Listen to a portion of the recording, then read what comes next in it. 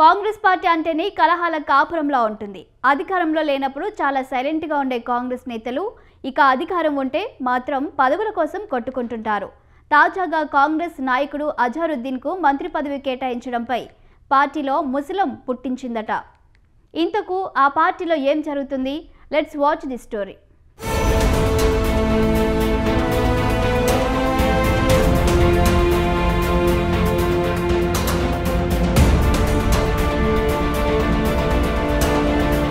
తెలంగాణ కాంగ్రెస్ లో మరో ముసలం మొదలైందా?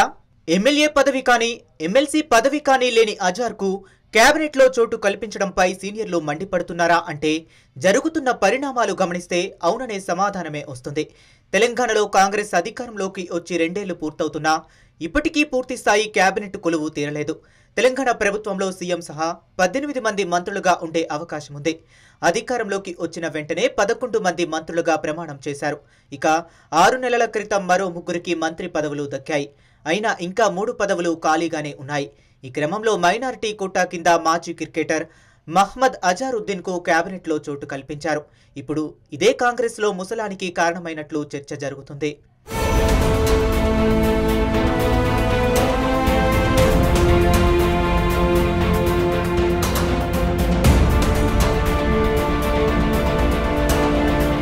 MLA MLC పదవులేమీ లేని అజారుద్దీన్ ఇప్పుడు మంత్రి అయ్యారు. అయితే గవర్నర్ కోటాలో అజార్ను ఎమ్మెల్యేగా నామినేట్ చేయాలని ఇప్పటికే కేబినెట్ నిర్ణయం తీసుకుంది. కాబట్టి 6 నెలల్లో చట్టసభల్లో అడుగు పెట్టాలనే నిబంధన అజార్కు పెద్దగా అడ్డు కాదు. అయితే అజార్కు మంత్రి పదవి ఇచ్చినా మరో 2 ఖాళీలు అలాగే ఉన్నాయి. జూబ్లీహిల్స్ ఉప ఎన్నిక నేపథ్యంలోనే అజారుద్దీన్కు మంత్రి పదవి ఇచ్చినట్లు తెలుస్తుంది. ఇది వ్యూహాత్మకంగా మంచి నిర్ణయమే అయినా కాంగ్రెస్లో మంత్రి పదవులు ఆశించి భంగపడిన సీనియర్లు మాత్రం మండిపడుతున్నారట. తాను ఎన్నో రోజుల నుంచి మంత్రి పదవి కోసం ఆశగా ఎదురు చూస్తుంటే అజారుద్దీన్కు మాత్రమే ఎందుకు ఛాన్స్ ఇచ్చారని ప్రశ్నిస్తున్నారట. అజార్కు మాత్రమే మంత్రిగా అవకాశం ఇవ్వడంపై సీనియర్ నాయకులు తీవ్ర అసంతృప్తితో ఉన్నట్లు పార్టీలో చర్చ జరుగుతుంది.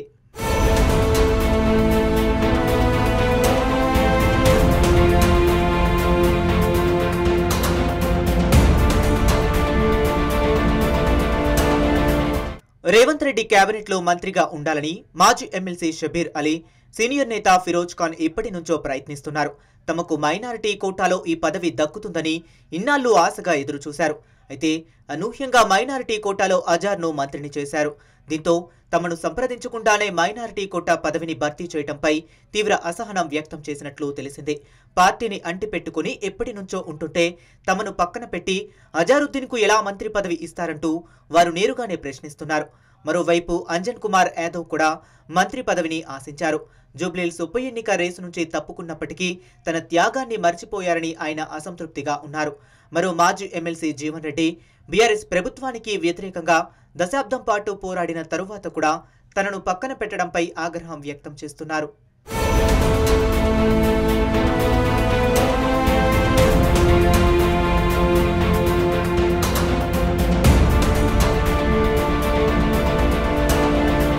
కేబినెట్లో అజార్కు చోటు కల్పించే విషయంలో ముందస్తు చర్చ లేకుండా అధిష్టానం నిర్ణయం తీసుకోవడంపై పార్టీలోని చాలా మంది గుర్రుగా ఉన్నారు.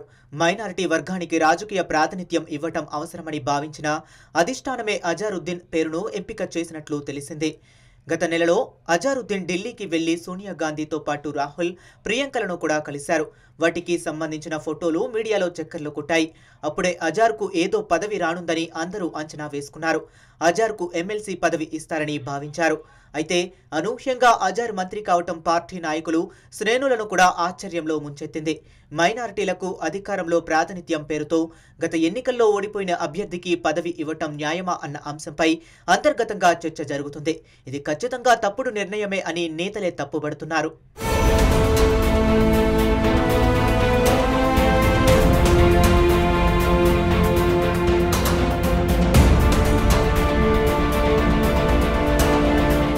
ఇక నామినేటెడ్ పోస్టుల విషయంలోనూ సీనియర్లలో అసంతృప్తి వ్యక్తమవుతుంది. మధు యాష్కి గౌడ్, జగ్గారెడ్డి వంటి నేతలను పక్కన పెట్టి ఇతరులకు నామినేటెడ్ పోస్టులు ఇవ్వటంపై అసంతృప్తి వ్యక్తం చేస్తున్నారు. అజార్కు మంత్రి పదవి ఇచ్చిన తరువాత జూబ్లీహిల్స్ ఉప ఎన్నికలో పనిచేసే నాయకులు కూడా కొంత వెనక్కు తగ్గారట. ఒకవేళ ఇక్కడ ఓడిపోతే అందుకు అజారే కారణమని వ్యాఖ్యలు కూడా చేస్తున్నారట. పార్టీలోని సీనియర్లు, జూనియర్లు, మైనారిటీలు, ఇతరులు రెండుగా విడిపోయారని, అజార్కు మంత్రి పదవి రెండు వర్గాల మధ్య చిచ్చు పెట్టిందన్న చర్చ కూడా జరుగుతుంది. అధిష్టానం ఎలాంటి సంప్రదింపులు జరపకుండా ఇలా వ్యవహరించడంపై సీనియర్లు గుర్రుగా ఉన్నారట. మరి ఇది ఎలాంటి పరిస్థితులకు దారితీస్తుందో వేచి చూడాలి.